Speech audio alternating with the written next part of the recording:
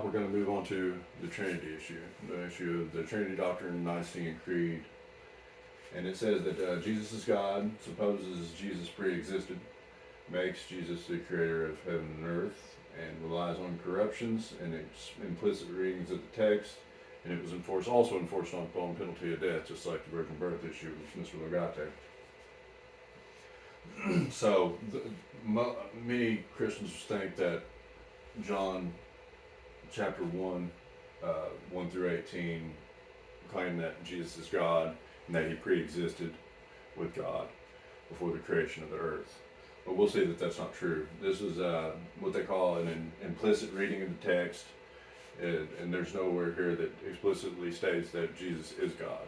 These are all inferred from the words on the page instead of being explicitly stated. So, and then it says, in the beginning was the Word, and the Word was with God, and the Word was God. So it says here that the Word was God. Okay, it doesn't say the Word was Jesus. So, and the same, I've got it highlighted here because this could also be translated as this. Huptos was the word there in Greek. Was in the beginning with God, and all things were made by him, and without him not anything was made. So it says the Word was in the beginning with God. So there was nothing with God except for his Word, and that was God. So it doesn't say that the Word was a separate person. It's saying that the Word is God. All things were made by him, and without him not anything was made.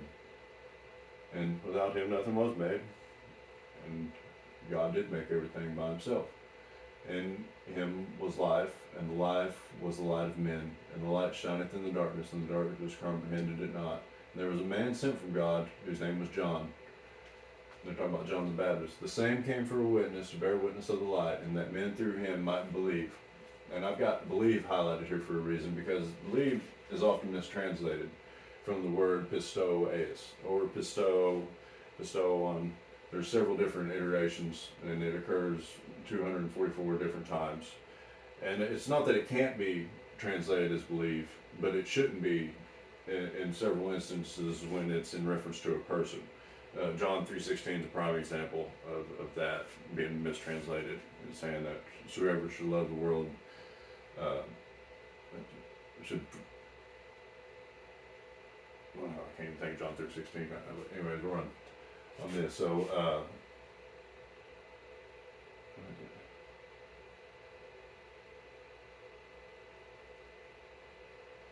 yes, it's whoever should not believe in him should have everlasting life, but not perish.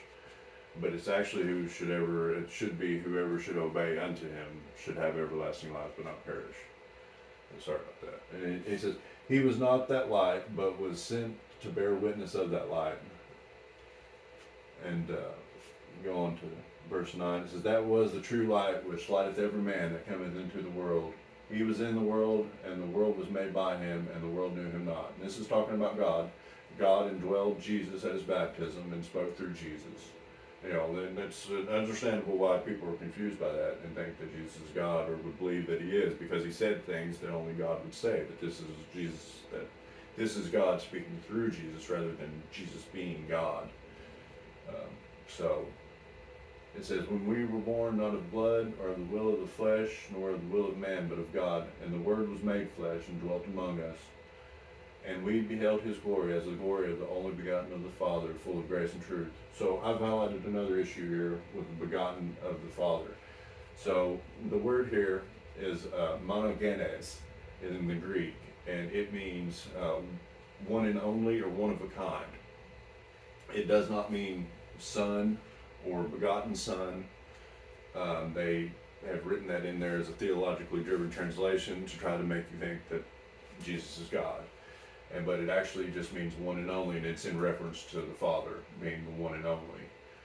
So that's his glory, of the one and only Father, full of grace and truth, which he is. And John bare witness of him, and cried, saying, this is whom I spake. He that cometh after me is preferred before me, for he was before me. So this is God, was before John the Baptist, of course, and after. Lost my thing there. And and God was before John, just like he was every other human being on this earth, um, including Jesus. Jesus was a human, and John chose him to deliver the message to his brother and be king over and rule over everybody on the earth, Jew and Gentile, whoever was to obey him and do his teachings. And then eternal life will be granted to them. But woe to him that does not listen to his teachings. John bare witness of him and cried and said, This is whom of I spake. He that came after me is preferred before me, for he was before me. And of the fullness have all we received, and grace for grace. For the law was given by Moses, but grace and truth came by Jesus Christ. Another issue is they put but right there. But's not in the Greek. So they want you to make a separation there. Where there's not a word separating that statement at all. And so it's saying, for the law was given by Moses, grace and truth came by Jesus Christ. And these are completely compatible. Doesn't mean that one is done away with because on account of the other. No man hath seen God at any time, the only begotten Son.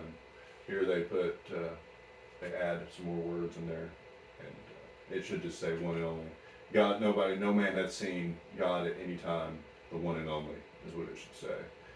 And the next word which, I have noted, is mistranslated as which, and it should be translated as who. And it's referring to Jesus. It says, who is in the bosom of the Father, he hath declared him. So if anything, we should have a period right here. And that should say one and only. And then I'd start a new sentence and say, who is in the bosom of the Father, he hath declared him, referring to Jesus, which Jesus did declare God. But they try to make you think that Jesus is God here by claiming that there's two different separate people being subjects of the sentence. God and Jesus, but there's really only one subject.